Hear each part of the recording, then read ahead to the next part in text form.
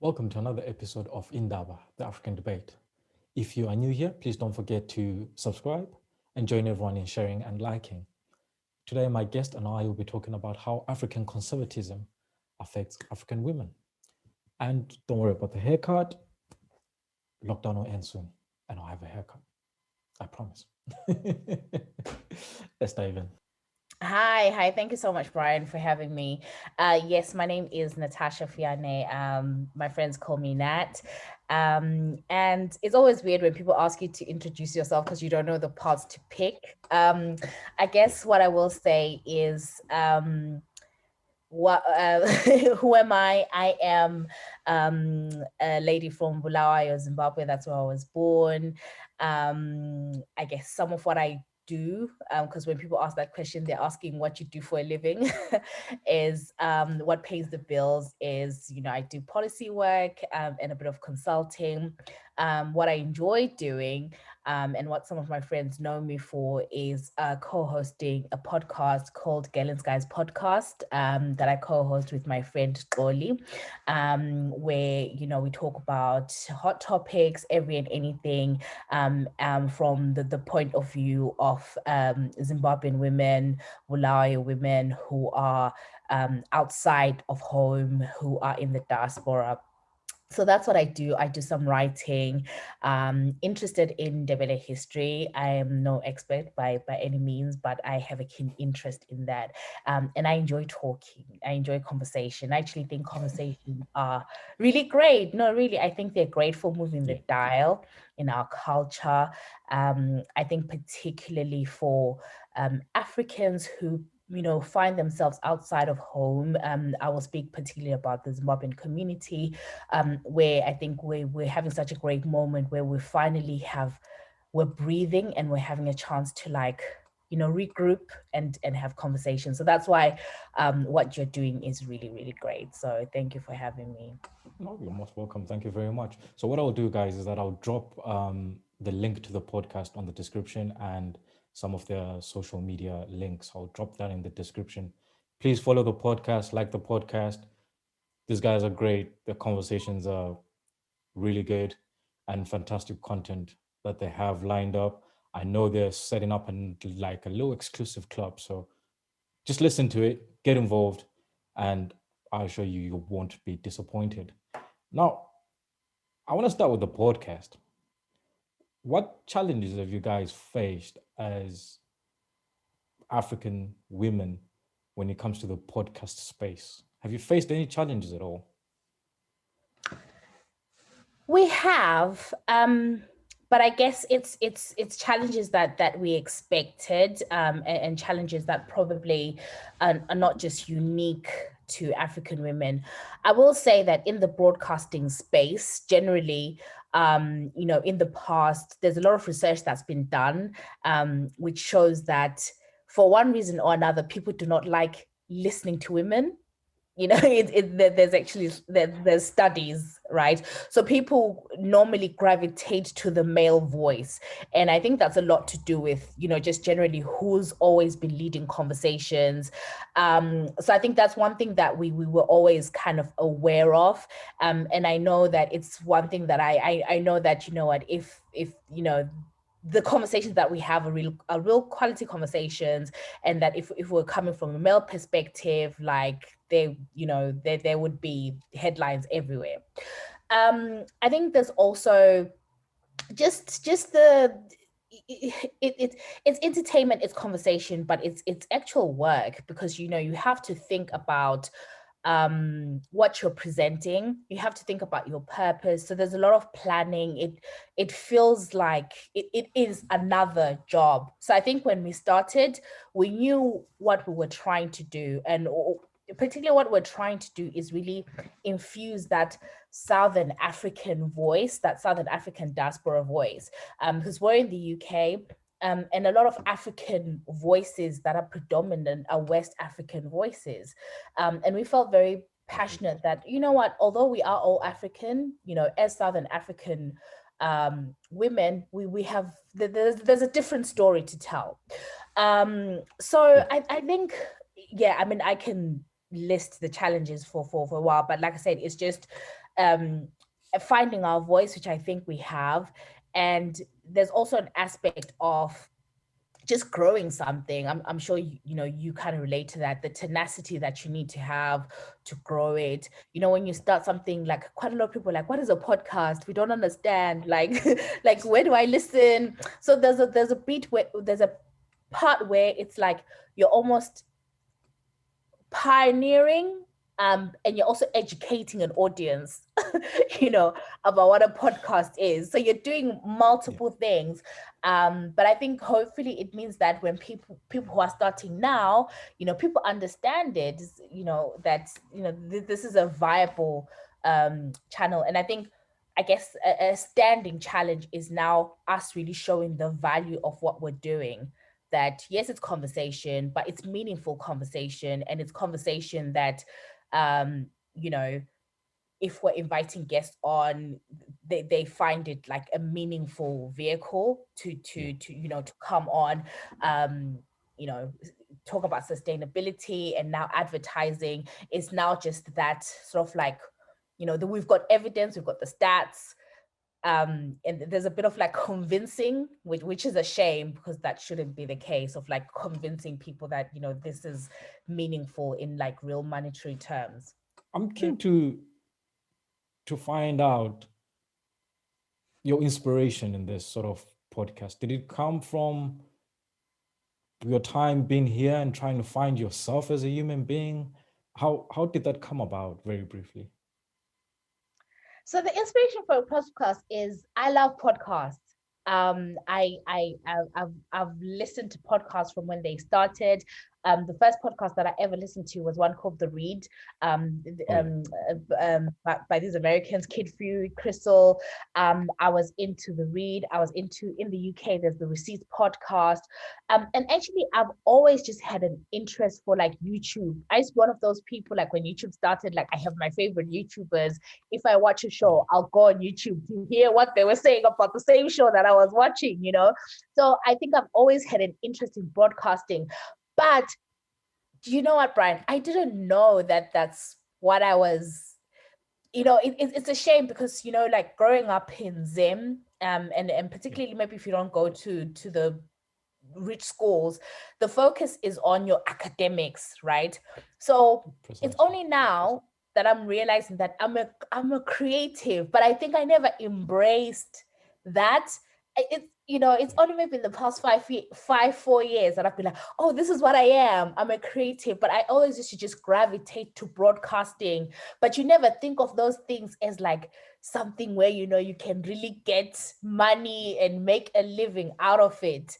And interestingly, so with the podcast, then I met with Koli, who's the co-host, and literally we had like, I remember it was 2018, and us and a group of friends just used to always meet over the summer, like summer's here like a long, and it was Zimbabwean elections that time. We would sit down for hours and talk about home. We're so passionate. And it reminded me of when I read West African literature, and they talk about how in the 60s, like young West Africans would be in London talking about home, talking about what they wanted to do back in Nigeria, and they would go back and do that. I kind of got that same energy from it. So we were like, you know what? Being Zimbabweans, it's difficult to know what to do when you have all this energy, right? Yeah. You may not be able to go home, as it were, because you hear horror stories of people who go home meaning well, then they burn their money, whether it's business, charities that they're trying to do. So we were like, you know what, conversation. We think other people would be interested in this conversation. It was a gamble. We didn't know if anyone would care, because a number of things, like we're in London, our accents are a bit different, you dip in and out. So you're like, will people at home even care? We're like, who are these people here will be like, what's going on? But yeah, I'm keen to find out from your perspective whether African conservatism, Zimbabwean conservatism, Ndebele conservatism, whether it is good or bad. That's a very blunt way of putting it, but is African conservatism really good for the African woman? Does it help the African woman at all? That is an interesting question. And one that unfortunately I'm gonna swerve because I don't think there's a straightforward answer. I think it is no. Listen, it is both good and bad, right? So, okay, let me take the question at face value and then I'll explain. So I think generally maybe let me say maybe starting point, just looking at that at face value and not really interrogating it, I could say, it's bad because for a number of reasons. It sometimes suppresses women, like, and again, I'm really generalizing because I know like different tribes will have different things where it's, potentially suppresses women's voices, that you're not supposed to speak up, at home if there are issues, women don't speak up, it's the men that will speak up, like whatever, family meetings, it's the women sitting on the floor, the men are, the ones calling the shots, as it were. So just from that face value point of view, I think particularly I'm passionate about the suppressing of women's voices. And what that does also is the suppression of women's desires, right? I think there's a template of what, a woman should aspire, should desire, and that's mainly around family being the cornerstone, being a wife, being a mother, and then that challenges where there are some people that, as we're having conversations now, it's becoming apparent that there are some women who maybe don't want to be mothers, do not want to be wives, or don't want their identities to be just wrapped up in those titles. Um, so I think that's one. But if you allow me to kind of go back to the question, is I think we need to ask ourselves what African conservatism is, Yeah, please. because yeah, we need to, because especially from a woman perspective, because I think along the way it's been diluted and there's been a lot of influence where now it's this thing that is bad, quote unquote, but it could have its place. So take for example in Ndebele culture, right? um Back in the day, right, there used to be a term, like, you need to tell me if I need to be translating to English, but there Please used do to be a translate. term which is called like, okay, there used to be a term which is called like umfazi ndoda or abafazi madoda, which basically means in English it would be like a woman man, right? But basically what that term meant, right, was it was acknowledging the women that yielded power in a society, right? Because they were considered like men, they were strong like men, right? Their opinions, when they spoke, everyone listened, right? If we look even at Queen Lozike as an example, right? One of Lopengula's wives, one of King Lopengula's wives, the power that she yielded. Queen Lozike, when the Ndebele kingdom was crumbling down, she stood in place, right, and resisted against white occupation, and was very key. She came from a military family, right? She came from a military family, and she led that kingdom. There are so many examples of powerful women, that did that, and it's across history. So it's a myth sometimes when we think of this docile woman. Actually, that's infused with as interpretation of Western culture, of religion, is not necessarily where we were. So in the Yeah. past, go back to, like I said, a lot of Bantu cultures, right? Um, a woman is called by her father's name, right? So I am Natasha Fuyane. I would be referred to as Mafuyane, right? Or if I had a child, I would be na bani bani. Hardly would I ever be called Mrs. I mean, again, that's a Western thing, right? To be identified by your husband. Although, we do find like in Shona culture, for example, I think they've adopted the, my whatever. But it will be interesting to speak to historians who really know Shona culture to interrogate if that was actually a thing or something that's been adopted, because that's what I'm saying, in a lot of Bantu cultures. So a woman was always your own identity. The only thing that you would be identified with your husband would be, umuzi wawo. So if I'm married to, I don't know, Ndlela person, for example, right? Ngingumafuyane, ngihlala emuzini wakondlela. So I am, Fuyane's daughter, my homestead is the Ndlela homestead. Yeah. So we were never really attached to sort of like the male, as it were. And another thing, so in the past, right, what's been consistent in just my reading of Ndebele history, I think it would be really interesting if people put in the comments, what they know, and we could really have like a debate offline, is, what was I going to say? So what's been consistent is the whole, like, maybe women not really speaking up, but there was a reason for that, right? It was me, right? If I'm married to this fictional Ndlela person, right? Yeah. If you see him speak, he's a megaphone. Like, people be like, oh, Ndlela uyakhuluma, but me, it's my, everyone will know ukuthi ngumafuya nokhulumayo. Like, I am the brain power, but because I am the brain power and speaking is beneath me, like, that's a runner's job, to go in front of people and speak. That's not my job.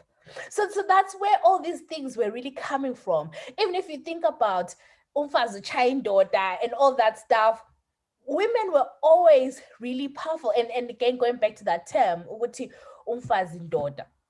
So that's why I'm saying that this sort of like conservatism was, we need to interrogate what it means. Because if we go back to our history, there's strong women. Even if you go back to Oshaka and everything, look at the role that, his father's sisters played. One more thing, and then stop me. Who yields power in the home, right? In the family community. If you look at it, who yields power in the family community? Omalume, right? Yeah, the uncles. The mother's brothers, and babagazi, the father's sisters. Why? Because the father's sisters, by virtue of them being the women, they are, they hold that power.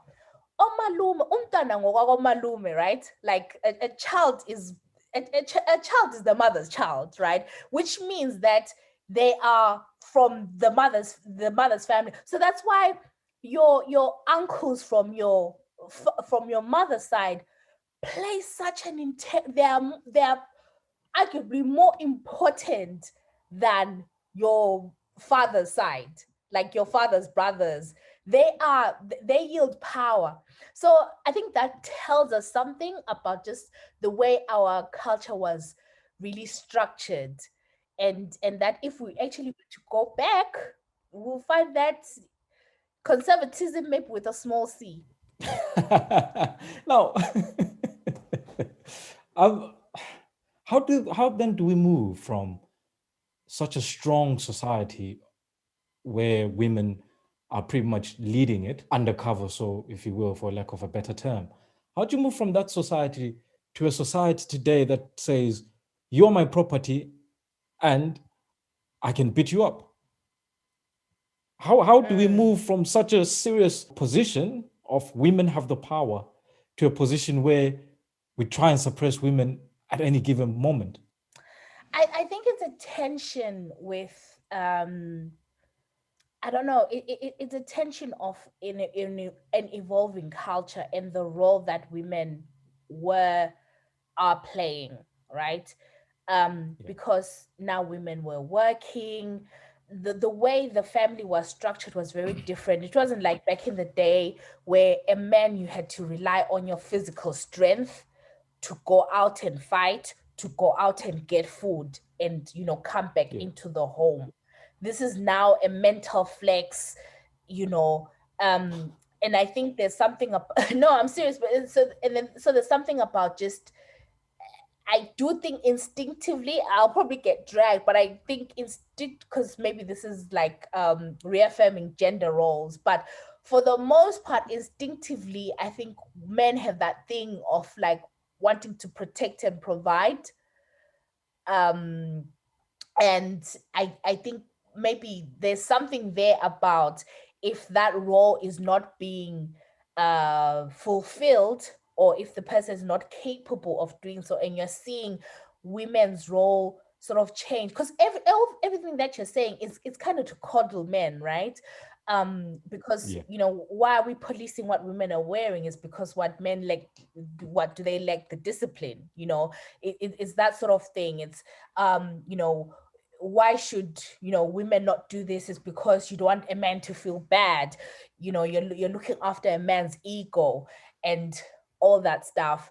And again, that's why I say that we could possibly talk about the role that these traditional things play, where, Yeah. women use their soft power, soft influence, to sort of get their way. But I think it's a sign of just the tensions and the struggles of where we are evolving to. So we are in evolving culture, evolving people, Yeah. but wanting to hold the same tenets, agudala, like of the past. And I think that's where we kind of get into a pitfall. But I do think we are sort of improving, but it comes with its own challenges too. As the African culture evolves, as the African culture grows and accommodates women in a different way, what role do you see women playing? Um, I think when it comes to culture, and the role that women play, then that's an interesting question. But I think just generally the role that women play is, I think women will have to kind of be at the forefront of just leading the countries that we represent, like leading Africa, like in the different spaces. And I think it will face the challenge where women aren't given the space. But I think it's apparent that, controversially, but some men have failed us in terms of leading our nations and everything. So I think if women are allowed to be given the space and the room, I think, you know we'll see great progress. I think there seems to be a fear across African countries. I need to articulate this quite rightly because I think there seems to be a fear Mm, across African countries, be it at a governmental level or even society level, where people are scared to be led by women. As much as they say, oh, we don't like that woman, we don't want her to lead us, they never give a conclusive and a very strong reason as to why they don't like that woman leading them. And I think there's a societal fear that women are more powerful than the men and they just don't want to accept it. yeah, women are more powerful. Women pioneer things. Women lead things. If you look at politics, but it then goes back to, I think, the fear is around, what does it mean for the role that women will play in the family, in family, in being wives, in being mothers, in being provided for. I think that's where a lot of the fear comes in, because perhaps a lot of, again, this is generalizing, maybe, some men who feel challenged by that. So we see that even like on social media, you see a woman doing great things, and the question is, when are you, when are you getting married? Why are you not married? Where are you not? It's because there's something in that person that's challenging them, because maybe they know that, oh, I wouldn't have a chance with this particular person because I am not secure in who I am and in what I'm doing. No, I'm yeah, it's real. So, but I think another thing is people don't realize that all sorts of women are very different. There are some women who will love to play that role in a traditional way, and there's some other women who would be good partners. Yeah, so it's really realizing that women are not all the same, but if we were really allowed to just occupy the space, I think we would see great things. But there are some beautiful things about our culture. Like, I'm one who's not totally against culture. I think there's a role that culture plays. I think culture is a very beautiful identifier. I think it affirms you. I think it helps you understand where you're from. I think it brings order in certain situations, the way that we do things. And it plays a role in really bringing everyone together. So if we go back to the family dynamics, the role that your father's sisters would play, the role that your mother's brothers would play, there's a reason why that's there, and it's really to bring the family closer together. And we almost have like inbuilt therapeutic touch points.